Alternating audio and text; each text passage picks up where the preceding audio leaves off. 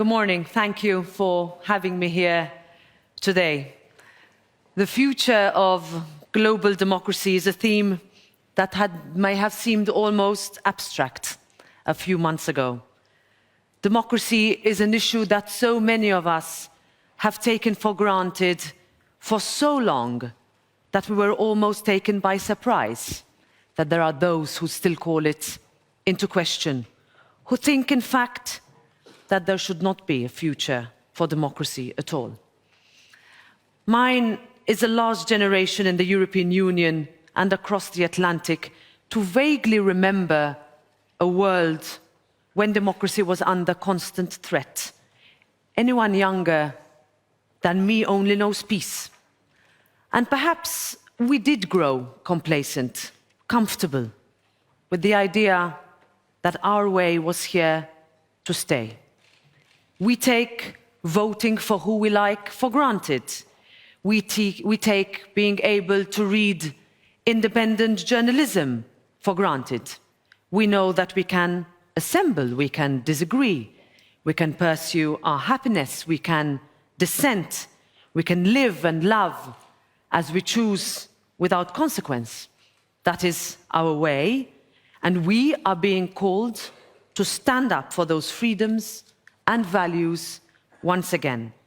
Because if we do not, those who believe in a very, very different world, in a very different way, will. This debate took on a new reality on February 24th, when President Putin's tanks rolled into Ukraine. The world changed, and suddenly we realized that everything we took for granted was being brutally upended. Of course, the warning signs were there. The Baltics, Finland, Poland have been warning us for years. We saw what happened in Crimea, what they did to Navalny, how they tried to crush democracy in Belarus. And yet, when Putin's revisionist ideology was matched by his army, we let it be surprising. It should not have been surprising. And now Ukraine and its people are looking to Europe for support. They are looking to the United States. They are looking to the United Kingdom. They are looking to us to match our rhetoric, our values, with action. How we have responded to the invasion and how we must continue to respond is the litmus test of our values. The unity and resolve of our response has held. The defiance, the everyday acts of extraordinary heroism of the Ukrainian people has meant that Putin's three-day war is now entering day 106. And as we speak here, as we've just heard President Zelensky, Ukraine is still being invaded. Bombs are still killing indiscriminately. Women are still being raped. Children are being forcibly deported.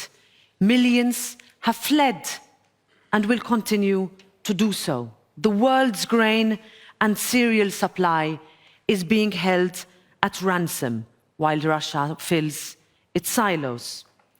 Now, Europe, the United States, Canada, and the United Kingdom have remained united in responding, in helping Ukraine with military, humanitarian, financial, and political aid.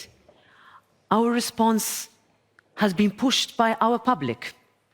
Public opinion has twisted, in a good way, politicians' arms and ensured that this cannot ever become another forgotten war. But my fear remains. What happens when the so-called CNN effect starts to fade? What happens when war fatigue could inevitably set in? When, as one Kiev-based journalist described it yesterday, the West grows bored of the war. When prices rise, are we ready to say that democracy is worth a cost? And this is when the real test of our resolve, of our leadership, will occur. That is when we will need to stand up when it becomes far more comfortable to sit down.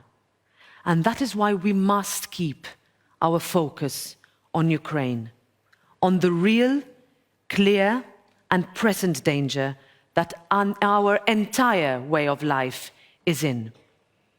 So Europe must continue to show resolve.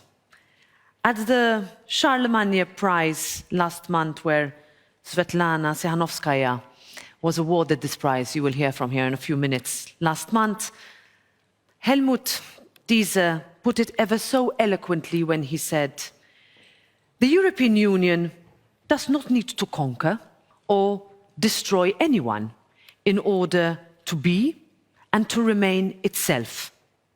But it is now having to learn in deep and brutal distress how seriously jeopardized its values and achievements are, and how many people who are also striving for those values are dying or being robbed of their happiness.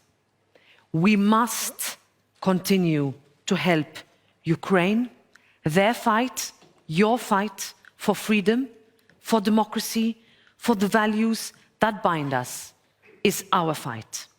Now, democracy requires effort. Democracy deserves bravery, but ultimately democracy needs leadership. So we in the European Union must continue to strengthen our security and defense mechanisms. We need a new security framework in the European Union, one that complements rather than competes with NATO. And that means precisely putting our money where our mouth is. Sanctions are starting to bite, but we must go further. This must become too costly for Russia to continue. Ultimately, Putin is staring down the world, hoping that we will blink first. But we cannot do that. Our economic sacrifices today are an investment in our and in our children's ability to live in a free and democratic world. And we must disentangle ourselves from Russian energy. We also need to be prepared to support Ukraine beyond emergency help. Supporting Ukraine is also about investing in its reconstruction and in the reinforcement of its institutions. We will help Ukraine with ambitious reforms to maintain a real system of democratic governance with resilient, effective and accountable institutions. And this is not only about safeguarding Ukrainian democracy, but also about preserving European and global democracy too. On European ambitions, I get asked this by every journalist I meet. Ukraine is already part of our European family, but it is high time.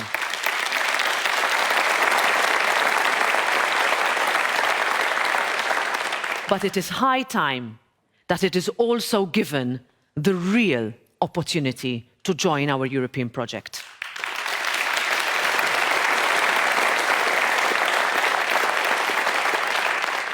This is about hope. This is about an acknowledgement of the price that Ukraine has been forced to pay. And it is as much about strengthening Europe as it is about strengthening Ukraine. So let me be clear, the European Parliament, which I have the honor and responsibility to preside, stands firmly behind Ukraine's bid to receive EU candidate status.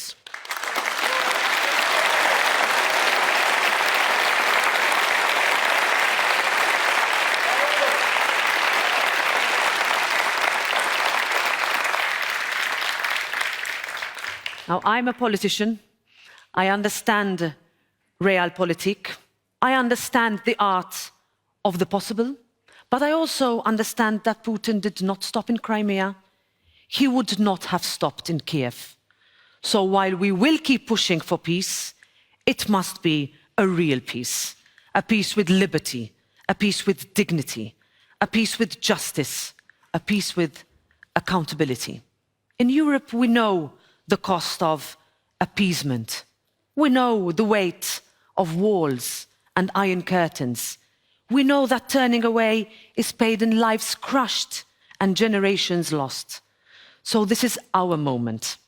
This is Europe's time. How will history judge our actions?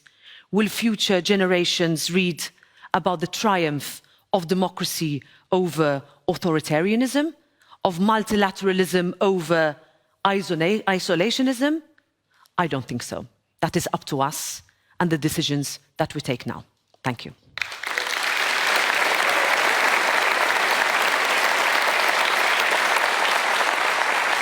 Good timing. I kept the time. Thank you. Thank you so much, President Metsola. Thank you. You spoke about your fear of war fatigue and sanctions fatigue. Are you already seeing signs of it? I have now, since the 24th of February, been in multiple meetings where I would never have thought, as I mentioned, that political leaders, rather than what would usually happen, that you take a decision and then go back home and try to explain it, and you have different versions of the explanation, that came because their citizens said, look, guys, I have a national parliament, I have political parties across the whole spectrum in my country, and I need to take this decision. And I'm here to make a leap that I thought I would never make. That has not stopped. That has not stopped. But the next couple of weeks are crucial.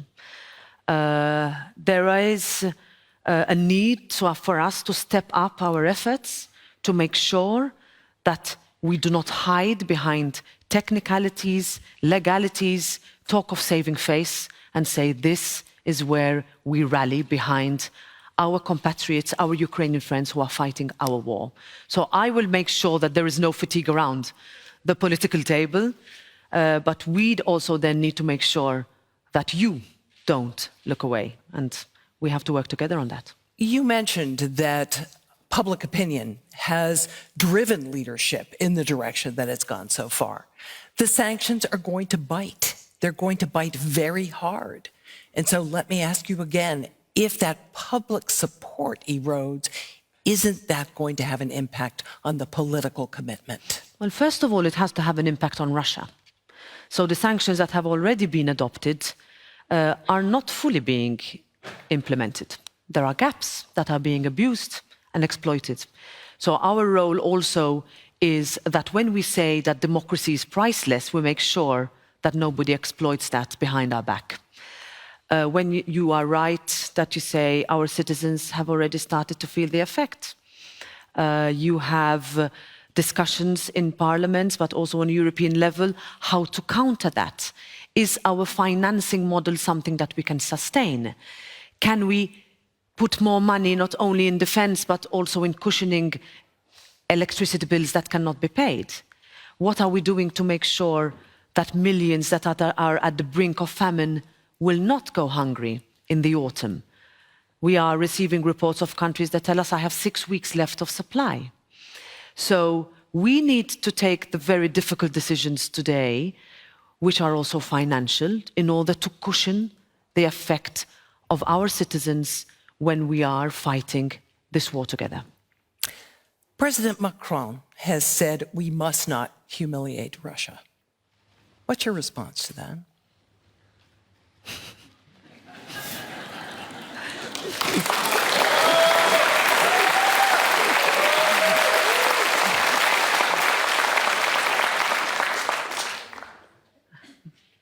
I don't talk about humiliation. I talk about women and children who are being indiscriminately raped and killed. And that has to be our focus.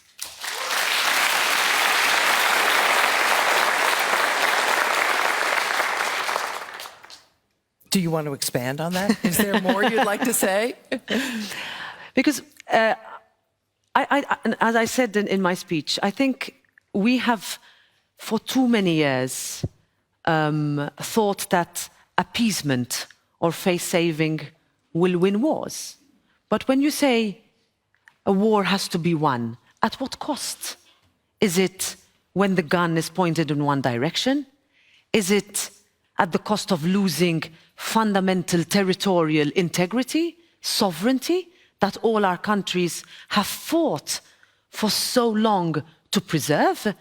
Is it opening the door for one person to think that he can take land and people and liberate them, as he says, I will not enter the negotiation of what humiliation means in that conversation.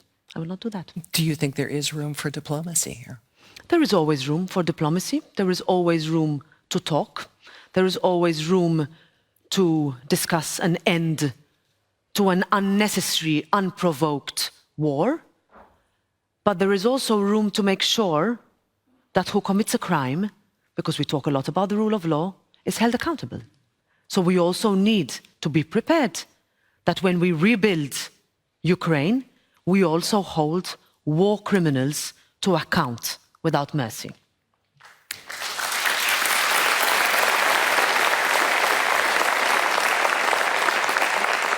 President Macron has also suggested an alternative to EU membership, a sort of European community. Is that a viable option, in your opinion? I think every country, first of all, the title or my introduction sentence will be every country that looks to Europe as its home should be able to find a home in Europe.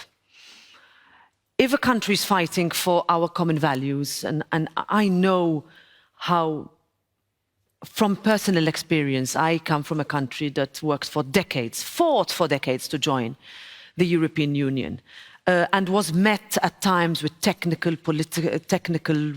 replies, filibustering, as we call it in the Anglo-Saxon world, excuses, when at the end of the day, it was about political will. If we managed to connect Ukraine to our electricity grid within 3 days of the start of the war, if we managed to make sure that communications and digitally Ukraine has managed to communicate, even when I was there on my visit, uninterruptedly, when we have not been able to do that, even though we could have done that decades ago. If we have committed unprecedented amount of funds and military assistance, then that is a community I would look at in terms of making sure every country in its own path can go step by step to Europe. But what I would not do is create a parking place. What I would do is engage in every country that is ready to join the European Union, and when that time, that readiness is considered, no excuses are used. President Metsola, thank you so much for your comments and for fielding these questions today. Very much appreciated. Thank you Thanks so much.